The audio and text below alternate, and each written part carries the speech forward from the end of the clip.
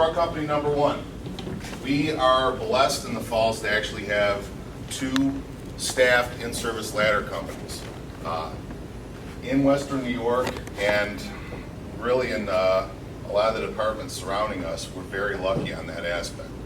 I have friends of mine that work and they just have one guy driving the rig. They have sometimes one guy driving the rig. They have sometimes, if somebody decides to come in on overtime, hey, there's a fire, recall everybody, eventually that truck goes. We're dynamically staffed now, unfortunately. Before, we'd have 4 people. Captain all the time, driver, 2 guys in the back. One's going with the captain, one's doing outside stuff with the driver. At a fire, we split the crew. Just don't have enough hands to do everything, okay? Now that we're dynamically staffed, depending on overtime, depending on call-ins, vacations, personal days, sick leave, whatever, they'll drop us down to 3. That's a genius, thinking of the city. The truck just sits around, fuck them, they can get by with 4. They can get by with 3 instead of 4. We are the truck to the majority of fires in the city of Niagara Falls. We're kind of set up like an L. We cover the downtown and most of the north end of the city. Out in the village of LaSalle, we have truck company 2. Depending on how bad the fire is, we'll go out to LaSalle or they'll come to us. Generally, the chief does not like putting truck 2 to work if we're downtown at a fire. They'll move them to the center of the city to just provide coverage for maybe the next problem.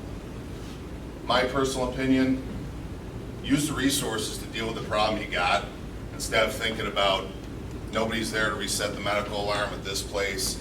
Oh, we can't do a lift assist, heaven forbid. We shortchange our guys at the fire so that we have our, still coverage going. And there's guys that don't even, like having to get out of bed and move to a different station for an hour or 2 hours. They don't think big picture. They think, what the fuck? Why can't they just put this out? I want to go to sleep. Come on, get them back in service. Like I said before, sadly, a lot of departments around me are not lucky to have their trucks staffed full or their trucks staffed at all. And talking to Dana last night, found out he's like, well, we got the medic rig in the firehouse and the ladder truck is there. Well, who staffs the ladder? I don't know. We take the medic truck out and, we do ambulance calls. Friends of mine in Lockport, New York, they just went through a lengthy arbitration and they won to get their staffing increased from 6 on duty finally to 9, so that they're able to actually get more than 2 rigs out at a fire. They go with the chief, 2 engines, and hope. Friends of mine in North Tonawanda, same thing, 1-man band. Alarm a fire, 1 guy's driving the ladder truck, hoping the rest of the people show up. It's a lot of work to do. This is a public expectation. I love this picture. There's another one that shows a different perspective. Alarm a fire, commercial. 1, 2, 3, 4, 5, 6, 7, 8 truck companies with 5 to 6 guys, rescue squad.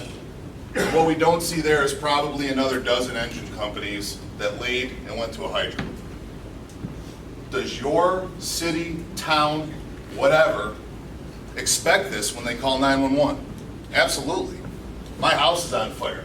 I want this showing up. What's the reality? 2 engines in the front, truck in the rear, set up where we could possibly set up. It is what it is.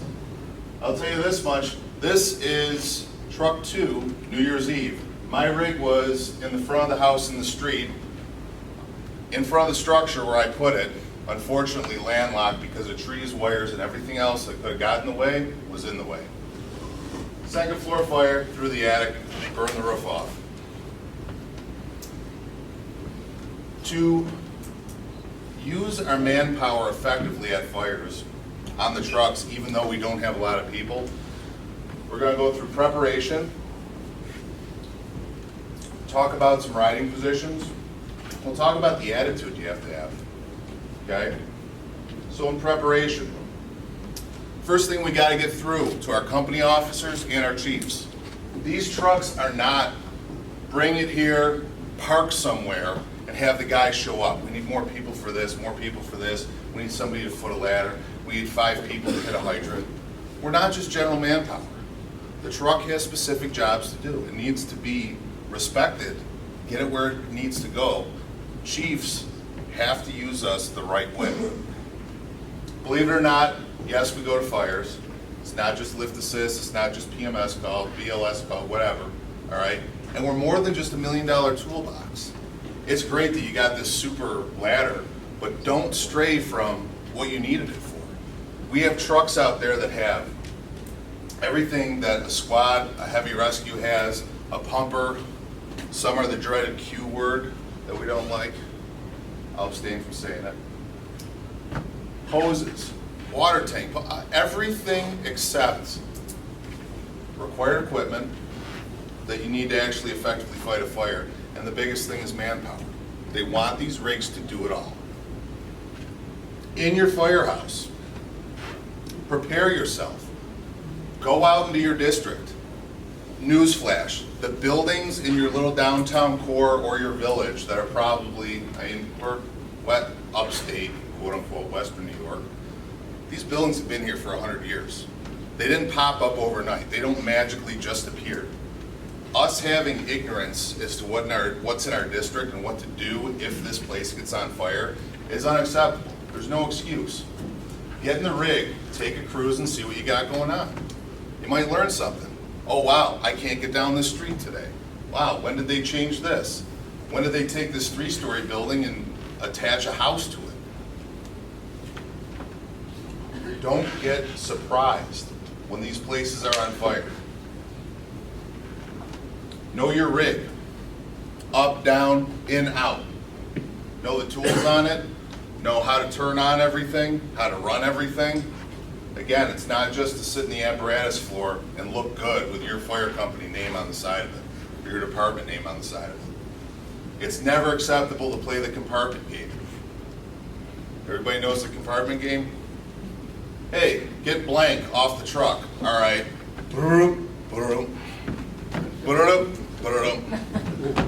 Oh, there it is.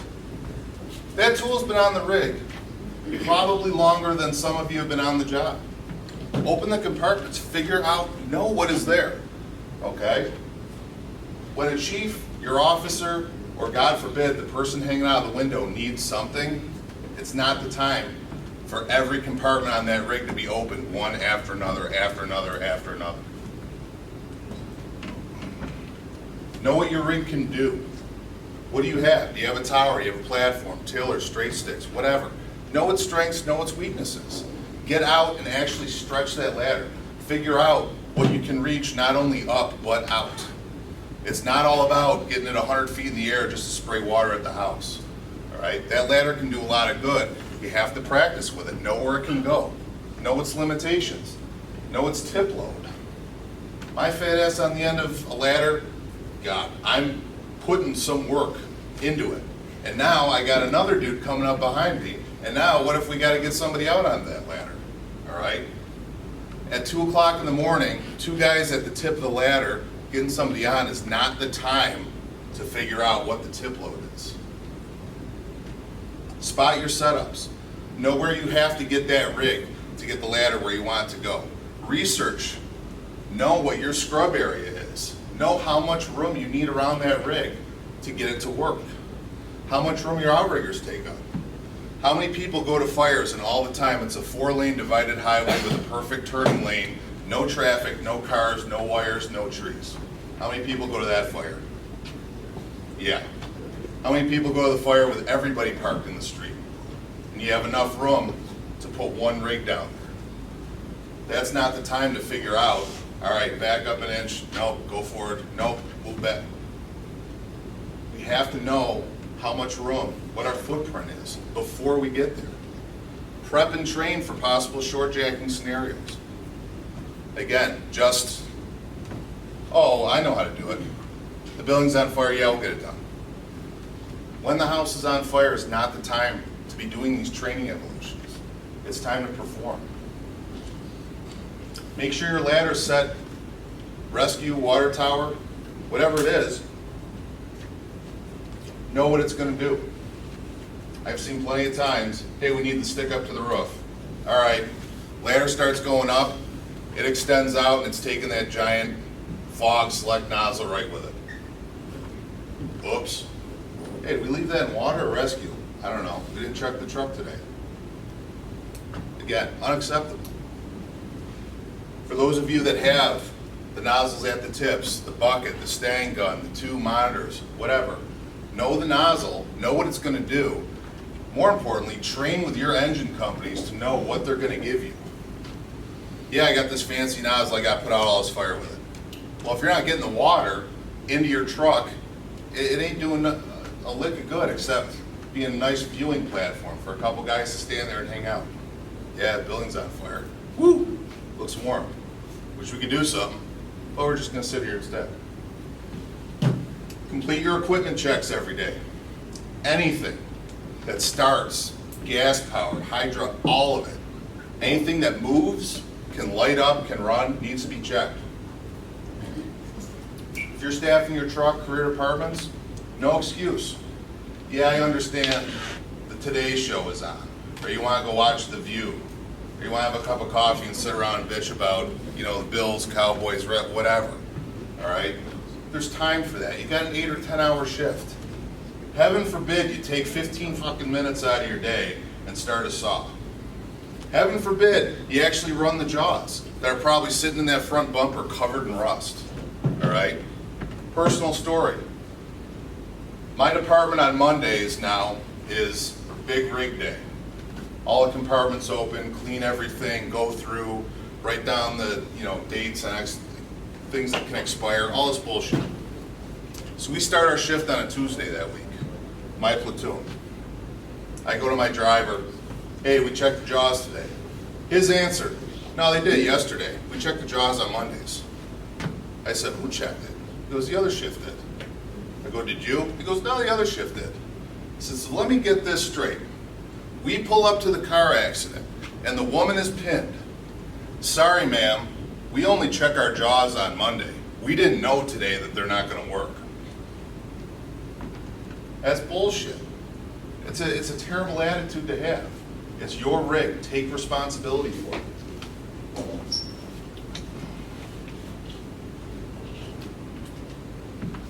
Go through. You're a truck company, get your ground ladders out. Get them out of the bed, look at them, inspect them, throw them, see what they can do.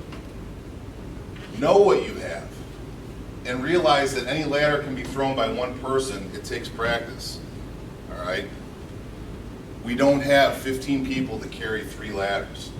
It's not like the fire academy where, who's done the drill? All 4 people lift the ladder, spin around, have it flat on their shoulder, and walk around. No, come on now. If we had that many people, I wouldn't be giving this lecture here. It would be the ultimate truck companies because we have 10 people that file out of it like the damn clown car. It's not real life. If you have 4 ladders on your rig and 2 people to throw it, you got to figure out and make a plan how to do it. Go through and set yourself up for success. Mark your balance points. Put a sticker, put a piece of tape, whatever. It's not, at 2 o'clock in the morning, it's not the time to pull the ladder out of the rig and, all right, 1, 2, shit, was it the 5th rung or the 6th? Wait, no, it's the 7th rung on it. Pull it out and make it stupid obvious. Set your halyards up for success. How many people on their ladders have their halyards tied over and over and over again and wrap 3 rungs, 4 rungs, up here, down here, this knot, that knot. It looks like a fucking sailboat. Okay? Like this. I don't know what the hell training manual it came off of or whatever. We're going to make sure you tie your halyard off with a banger knot. Wrap this and wrap that and wrap. Guys, do we have the time? Sorry, ma'am. I'll get you in a second. I have to practice my banger knot or this ladder is going to spontaneously collapse. Honestly,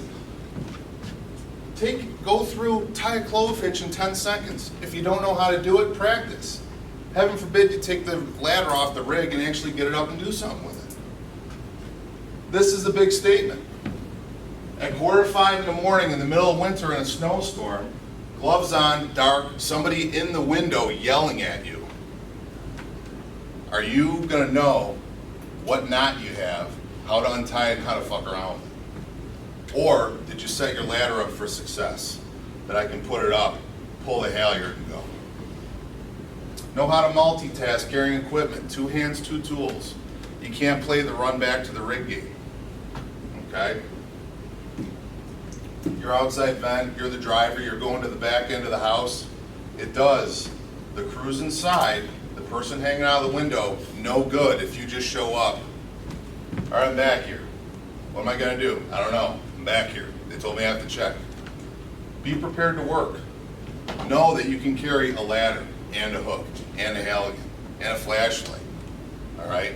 And possibly a thermal imager if you got it, okay?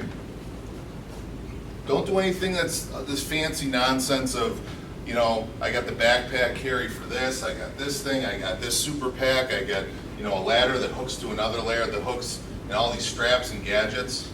If it seems like it's too good to be true, it's designed to sell online, it's probably nonsense. So with our preparation, we go through riding assignments. Know what you're gonna do, depending on where your ass is at in the rig.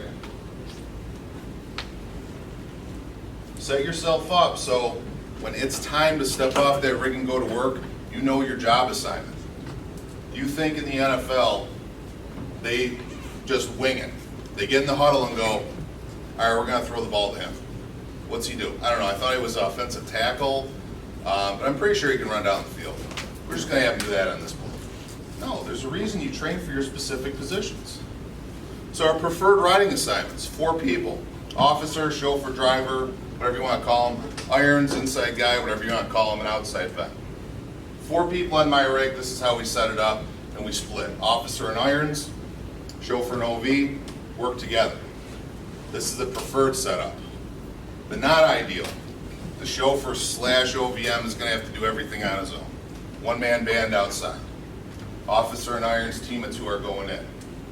Then we go to the, we got somebody driving, somebody riding next to them, all the way down to the, all right, get in the truck, get it there. What the hell's the one person gonna do? All right.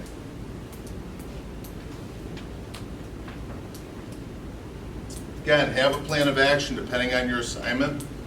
Know the tools you need and step off ready to go.